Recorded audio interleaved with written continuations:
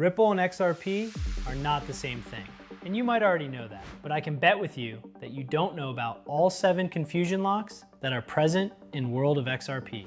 Welcome to the XRP Club, #1 place for everything XRP related. Without wasting time, let's get inside and explain our first confusion lock for today, and that is the belief that Ripple and XRP are the same thing. And this is probably the biggest misunderstanding in the entire XRP space. A lot of beginners hear the word Ripple in headlines, then hear XRP in price discussions, and naturally assume they are talking about one single thing, but they are not. Ripple is a private company, XRP is a digital asset, and the XRP Ledger, often called XRPL, is the blockchain network where XRP exists. The easiest way to understand this is to imagine a car company and the fuel used inside a transportation system. The company can build tools, promote products, and create business partnerships, but that still does not make the company identical to the asset or the network itself.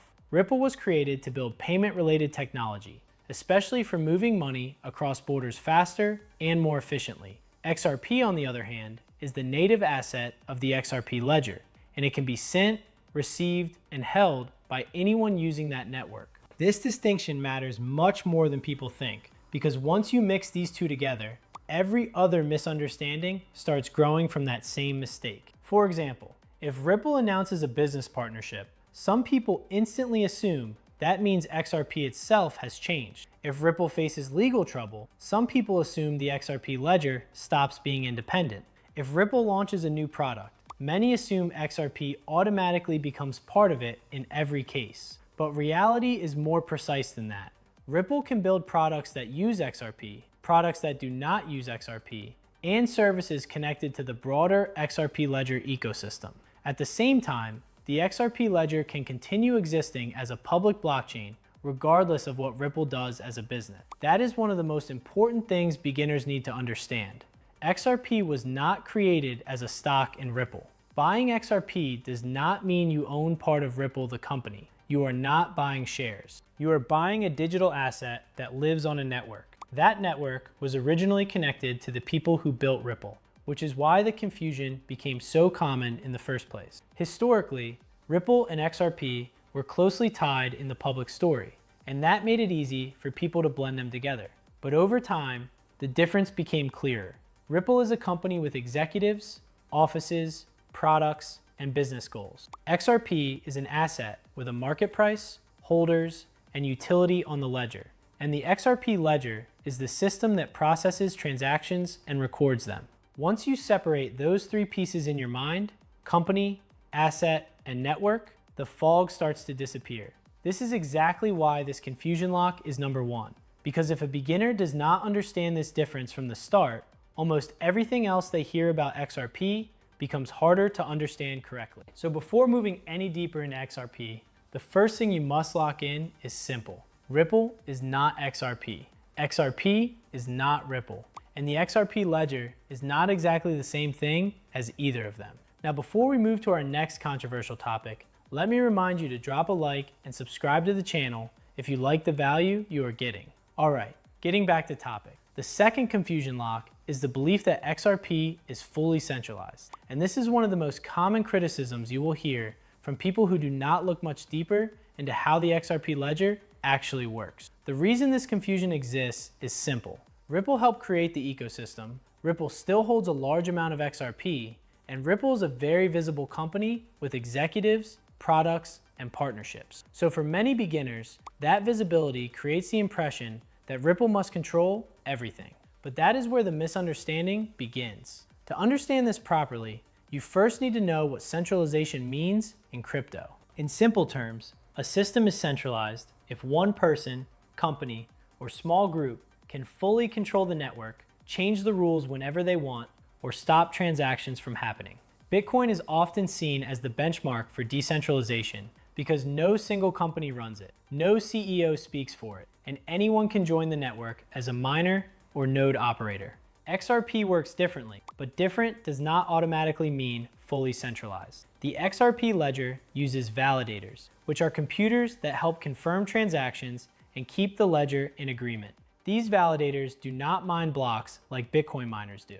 Instead, They participate in a consensus process, which simply means they compare information and agree on which transactions are valid. What matters here is that Ripple does not run all validators. There are independent validators operated by universities, exchanges, businesses, and community participants. That alone breaks the idea that Ripple has total control. Now, to be objective, XRP is also not as decentralized in image or structure as Bitcoin, and that is where many fair criticisms come from. Ripple has historically had major influence over the ecosystem, and because the company is so closely associated with XRP, people often treat that influence as absolute control.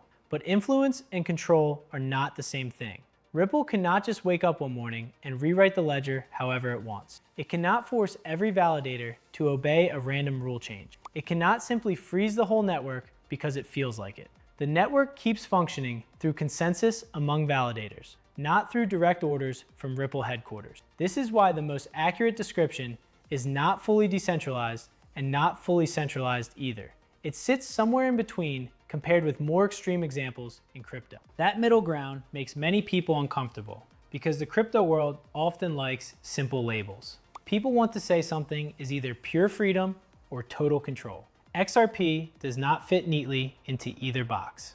And that is exactly why this confusion lock is so effective. Critics often oversimplify and say Ripple controls XRP, while supporters sometimes overcorrect and pretend decentralization concerns do not exist at all. The truth is more balanced. XRP Ledger has independent infrastructure and cannot be reduced to one company. But Ripple has also played a larger and more visible role in its history than what you see in something like Bitcoin. So if you want the beginner-friendly version, here it is. XRP is not fully centralized in the sense that Ripple controls every part of the ledger, but it is also not the same kind of decentralized system that Bitcoin represents.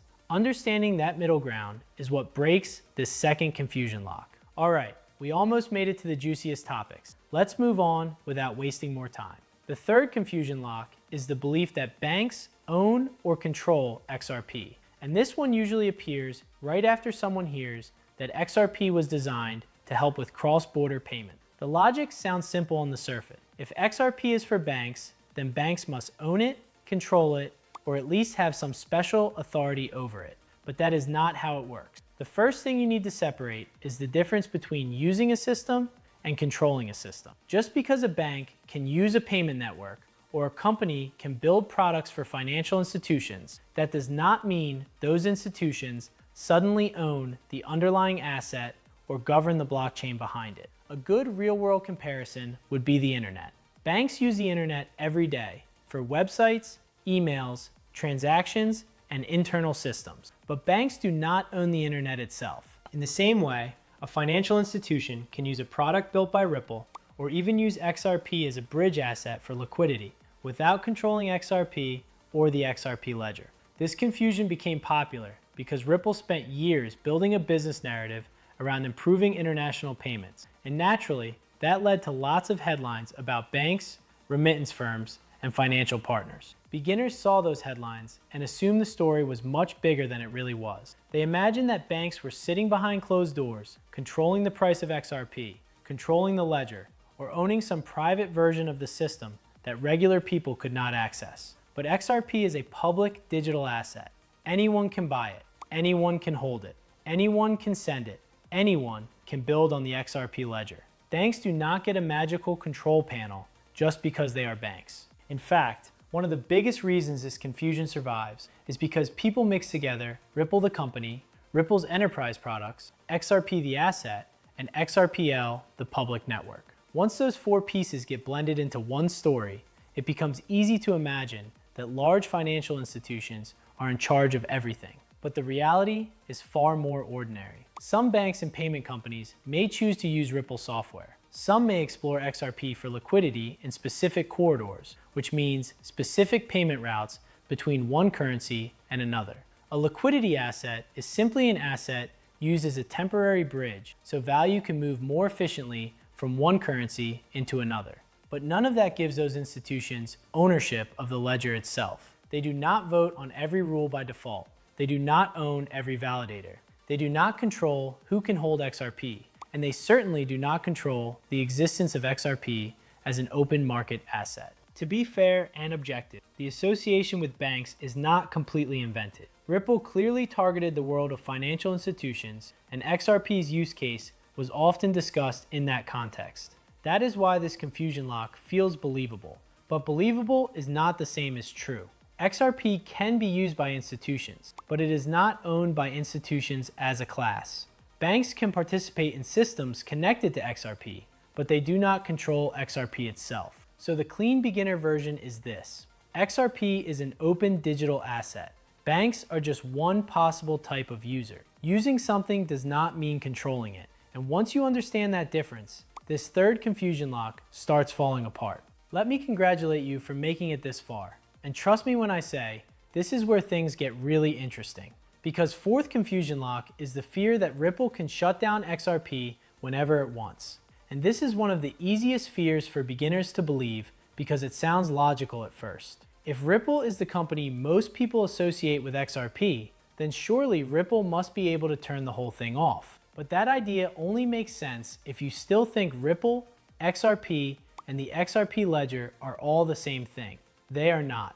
Ripple is a company, while the XRP Ledger is a public blockchain network that continues running through a group of validators spread across different participants. A validator is simply a computer that helps confirm transactions and keep the network in agreement. That means XRP does not exist because one office building says it exists. It exists because the ledger is maintained by a broader network that is not limited to Ripple alone. The easiest way to think about this is to imagine a website hosted on one private server versus an open network supported by many separate machines. If one company owns the only server, then yes, it can shut the whole thing down. But if the system is being maintained across many independent participants, one company cannot just press a red button and make everything disappear. That is much closer to how the XRP ledger works. Now, to stay objective, Ripple has had major influence in the XRP ecosystem, especially in its public image, development support, and business adoption efforts. So the confusion does not come from nowhere. People see Ripple executives speaking about XRP, Ripple reports mentioning XRP holdings, and Ripple products connected to XRP use cases. From there, it is easy to assume Ripple owns the switch. But influence is not the same as direct control. Ripple can build around XRP, support use cases for XRP, and promote the ecosystem. But that does not give it the power to erase the ledger itself. If Ripple disappeared tomorrow, it would absolutely have a major impact on public perception, and maybe even on the market. But the ledger would not automatically stop existing just because the company was gone. Independent participants could still run validators, users could still send XRP, and developers could still build on the XRP ledger. That is the key point beginners need to understand. A company can stop supporting a network without being able to shut the network down. This confusion lock survives because most people do not naturally separate company risk from network risk. They hear one famous name over and over again and assume the entire system depends on it, like a machine depends on its owner. But in crypto, that is not always how things work. So the simple version is this. Ripple can influence the XRP ecosystem, but it cannot simply turn XRP off whenever it wants. Once you understand that XRP lives on the public ledger and not inside Ripple headquarters, this fourth confusion lock becomes much easier to break. Moving to our next topic now, but let me say that the last two are the juiciest ones. Our fifth confusion lock is the claim that pre-mined XRP means it is a scam.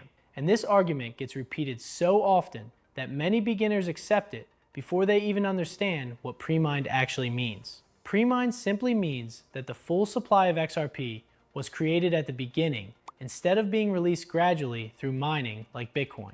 That is a design choice, not automatic proof of fraud. In crypto, people often treat Bitcoin as the standard for what is legitimate. So anything that looks different immediately gets attacked. Since Bitcoin releases new coins through mining, many people assume that mining equals fairness and anything else equals manipulation. But that is a huge oversimplification. Mining is just one method of distribution. It is not a magic stamp that makes a project honest by default. A scam is not defined by whether coins were mined or pre-created. A scam is defined by deception, false promises, hidden mechanics, or a structure designed mainly to exploit buyers. That means the real question is not whether XRP was pre-mined. The real questions are who received the supply, how transparent the system is, how the supply is managed, and whether the asset has an actual purpose inside the network. This is where the XRP debate becomes much more serious. Critics point out that a large amount of XRP ended up connected to the founders and to Ripple, and that is a fair thing to examine. Supporters answer by saying that the ledger was built for speed and efficiency, and pre-creating the supply avoided the need for mining altogether. That is also true. So once again, the honest view sits in the middle. Pre-mined XRP does create valid questions about concentration of supply, but it does not prove scam by itself. Plenty of beginners also forget that mining can create concentration too.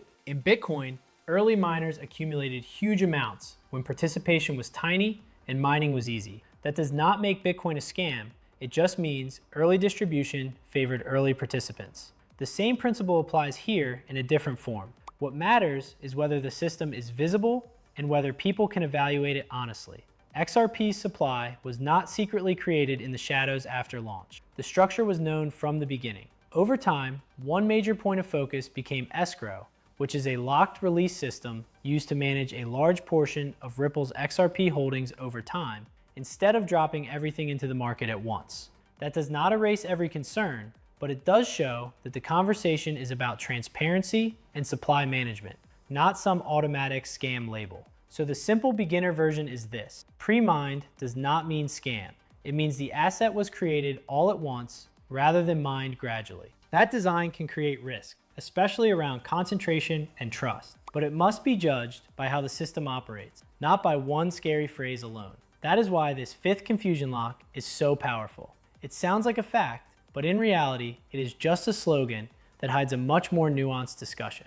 Let me congratulate you for making it almost to the end. You have my respect as a true XRP believer. Moving to sixth confusion lock, which is the claim that XRP has no real utility. And this is one of the most repeated lines you will hear from people who only look at price charts and never stop to ask what XRP was actually designed to do.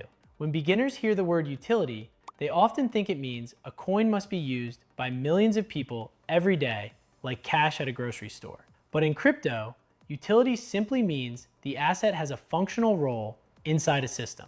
In the case of XRP, that role was always centered around moving value quickly and cheaply, especially across borders. XRP was built to act as a bridge asset, which means it can be used as a temporary middle step between two different currencies. A bridge asset is useful when two currencies do not have enough direct liquidity between them. Liquidity just means how easily something can be bought or sold without causing major price movement. So if one company wants to move value from one currency into another, XRP can be used in the middle to make that transfer faster and more efficient. That is the original utility argument, and whether someone believes in the long-term success of that model or not, the intended role itself is very real.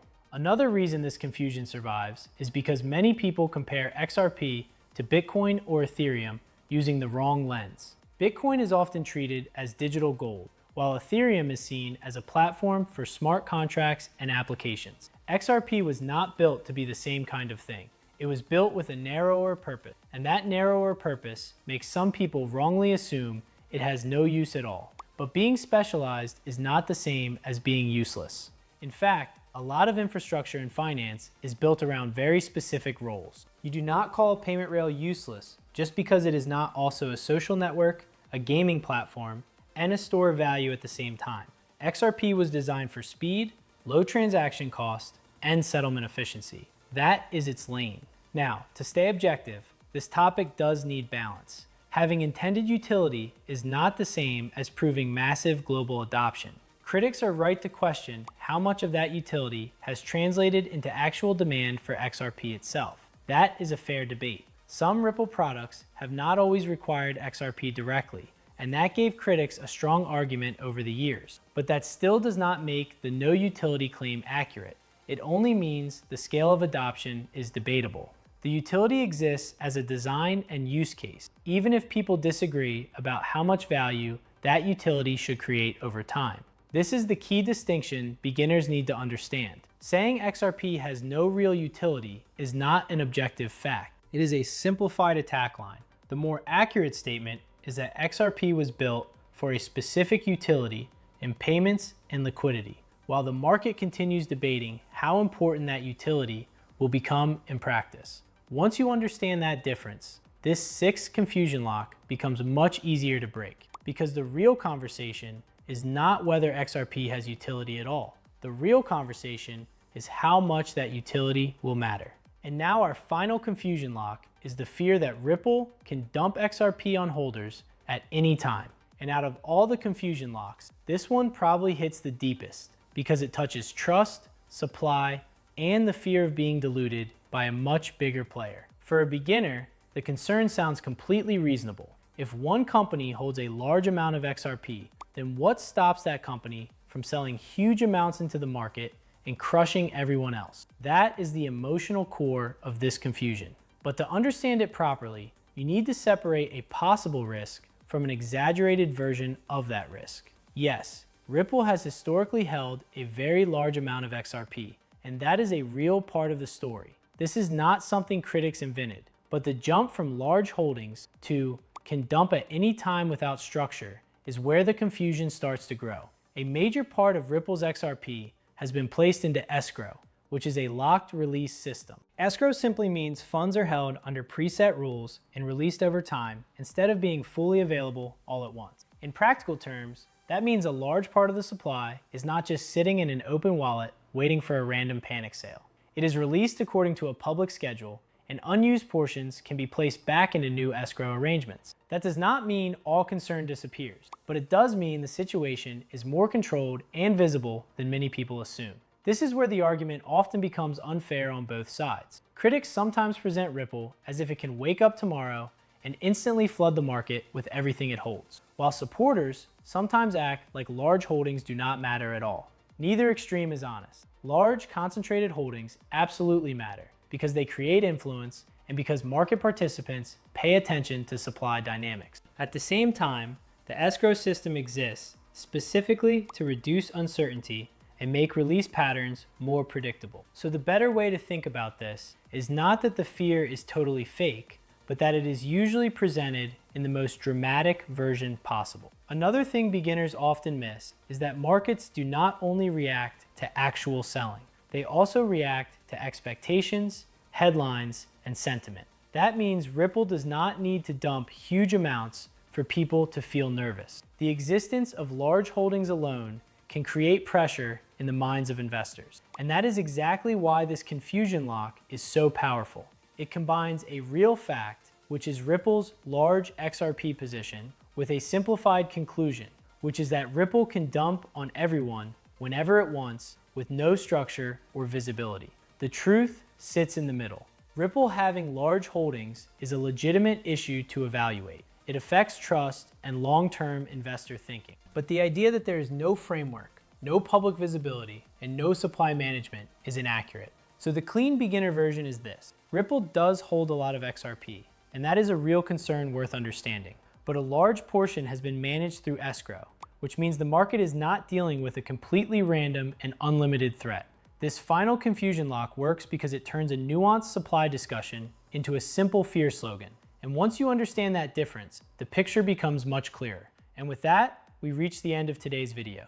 You now understand the 7 biggest confusion points around XRP and why so many people get them wrong. Make sure to check one of the 2 videos on your screen now if you want to keep learning about XRP on a deeper level. Also, don't forget to subscribe, leave a like, and let me know in the comments which confusion lock surprised you the most. Thanks for watching, and I will see you in the next video.